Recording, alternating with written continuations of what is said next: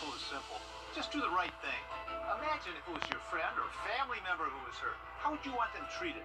That's how we think. Hurt? Just give us a call. It's all knots.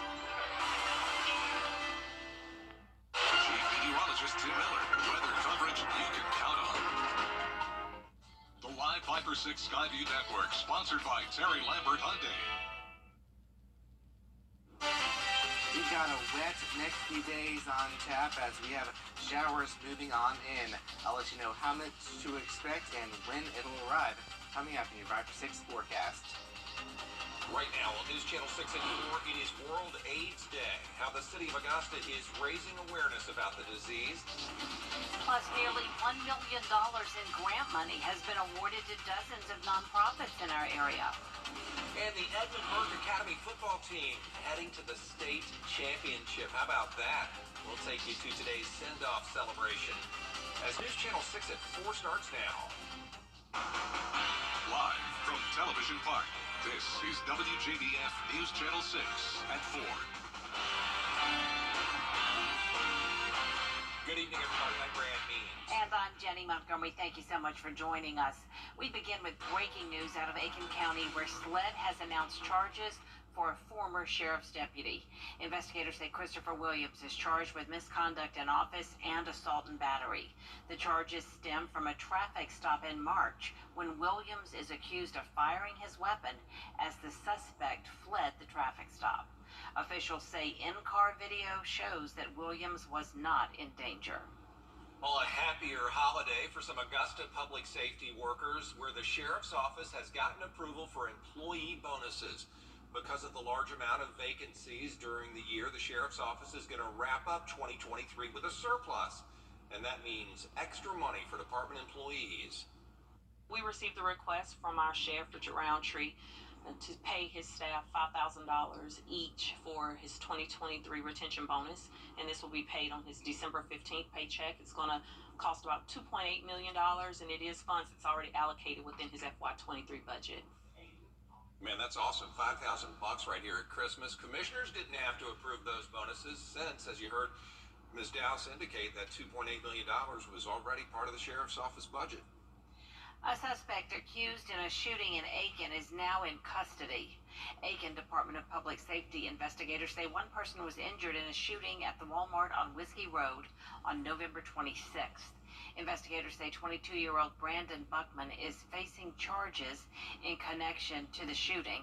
He's currently in custody in Orangeburg on unrelated charges and will be transported to Aiken. More arrests are expected. It is time now for our first check of our forecast with meteorologist Miller Hyatt. And Miller looking for some rain for the weekend, my friend. We have some lows back to near freezing. I'll have details coming up in your 5-for-6 forecast, Brad and Jenny. All right, Miller, we appreciate you. Today is World AIDS Day, and community leaders are marking the occasion. News Channel 6's Bria Smith joining us now with that story. Bria? It's a disease that has claimed the lives of people all over the world since 1981. Today, people in our community continue to raise awareness, resources, and funds. HIV and AIDS have impacted more than 1 million Americans, according to a 2021 CDC report. More than 2,000 people in the state of Georgia and more than 600 in South Carolina were diagnosed that same year. Now, local medical experts effort an affordable approach to medical expenses when it comes to the disease. Trying to provide as much services to, especially to the uninsured and underserved, because that's what we're premised to do. We're premised to serve the uninsured and underserved. So many of our patients can come to our center, see a doctor, get labs done, and walk out paying $30, which is pretty unheard of. So we are actually the true safety net for the underserved population. For more information on any resources related to HIV and AIDS or medical expense assistance, visit WJBF.com. Jenny? Yeah, thank you for that. The Community Foundation for the CSRA announcing its community grant recipients and literacy initiative funding this morning. Dozens of local nonprofits and schools will benefit from the money. This is the foundation's 27th year serving the community, partnering with organizations like the Masters Tournament. More than $638,000 will be distributed to 46 nonprofits next year. Targeted schools in our area will be getting more than $280,000. The organizations were selected by panels of volunteers based on their ability to utilize the money and make a meaningful impact through their service. Most of the panels will choose nonprofits. They'll have 5 great ones, all that could be funded, but they'll typically pick the 2 that they feel like are most critical for this particular time and place this year, that need those dollars the most.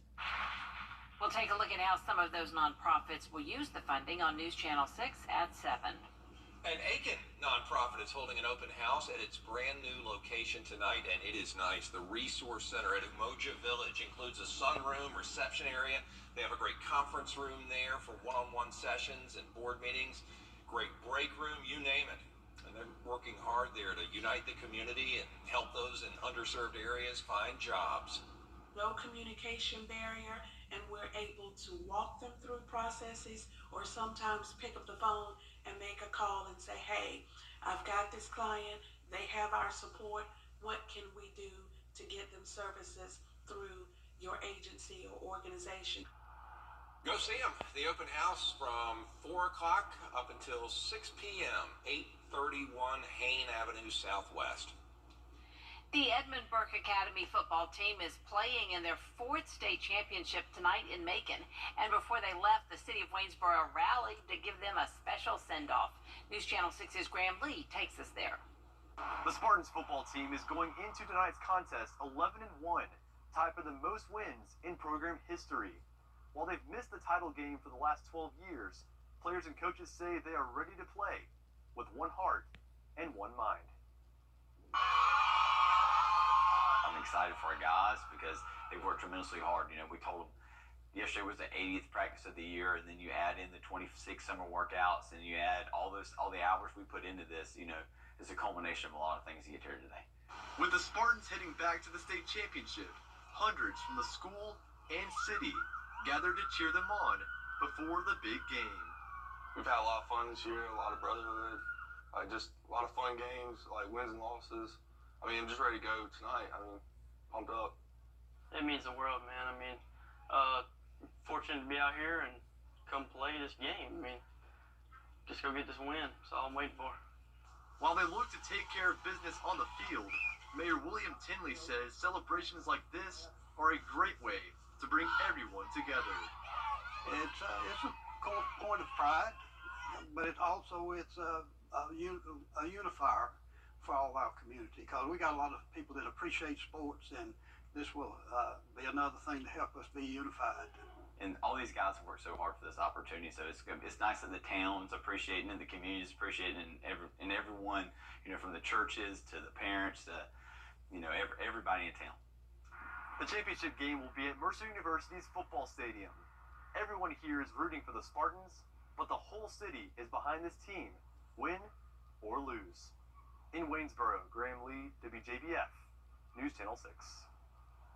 The University of Georgia football team's path to a three-peat winds through Atlanta tomorrow. The Bulldogs taking on the University of Alabama mighty Crimson Tide in the SEC championship. You know, this game has national championship implications. Georgia's ranked number 1, Alabama's 8th. The game is a huge event for tailgaters who are already in the state capitol, not letting the threat of rain stop them. We beat them in the Natty, but we have not beat them in the SEC, and so this is really important for us. This will be the first time. We are thrilled. We know it can happen. We get ready to set up. We've been doing this for 5 years now. Anytime that Georgia and Alabama play, it's always a great atmosphere because they're 2 rivals across the water, make the river from each other, so we just here having fun. Trey looking good, my friend. The SEC decided this week to keep the championship game in Atlanta through 2031. They may keep it there through 2036. Any interest in that game, Fred? I might watch. Tonight, a town in McDuffie County is getting into the Christmas spirit.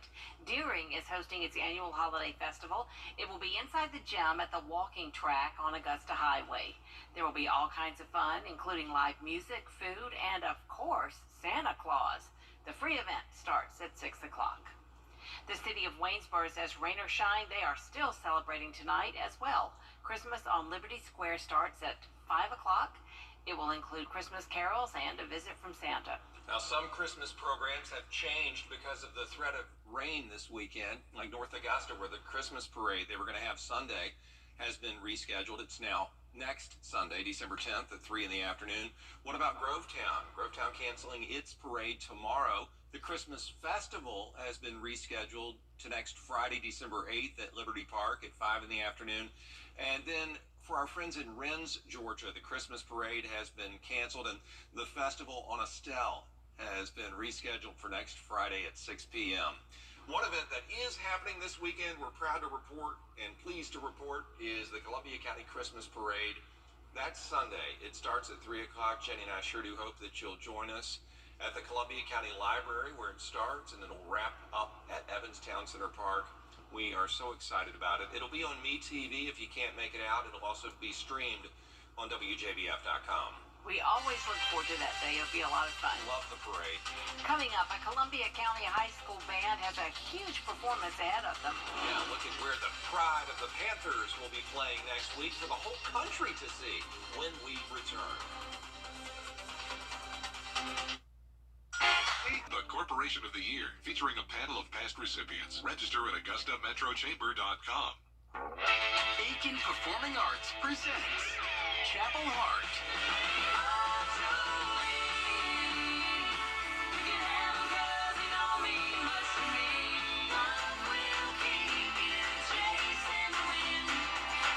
Chapel Heart, December 15th at 7:30 p.m. at the Etheridge Center. For tickets, visit aikenarts.com.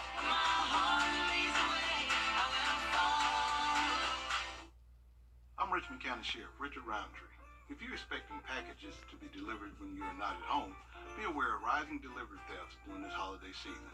Instead, send your packages to a family member, a friend, or a work address. Stay safe, Augusta. This weekend, the Lakeside High School Marching Band is going to leave for Hawaii. Hawaii.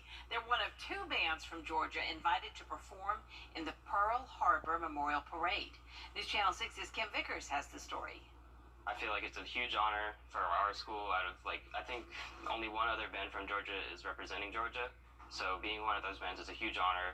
Around 8 a.m. on December 7th, 1941, the Imperial Japanese Navy Air Service launched a surprise air attack. March in that parade. In Evans, Kim Vickers, WJBF, News Channel 6. You can watch the band in the parade next Thursday. That link's on WJBF.com. Also on our site, there's a link to vote for the band in its first ever virtual Metallica marching band competition. They're up against high school bands from around the country. Go Panthers. Coming up, it is officially December now, the month of Christmas, and we know that many of you may be trying to buy those last-minute gifts online. Stick around to hear what officials say is the official deadline for shipping next. I'm Attorney General. All right, thank you, Miller. We appreciate you. The Postal Service expecting nearly 400 million people to ship packages through its system from now until New Year's Day. And with an influx of packages and things being mailed at a faster pace, there's a risk of things being broken or lost. If there's something you want to make sure arrives by Christmas, USPS recommends sending it out before December 16th. The busiest shipping week, December 12th through the 17th. Coming up, a house that has more lights than a Griswold family Christmas. You won't believe how many trees are inside when News Channel 6 at 4 returns.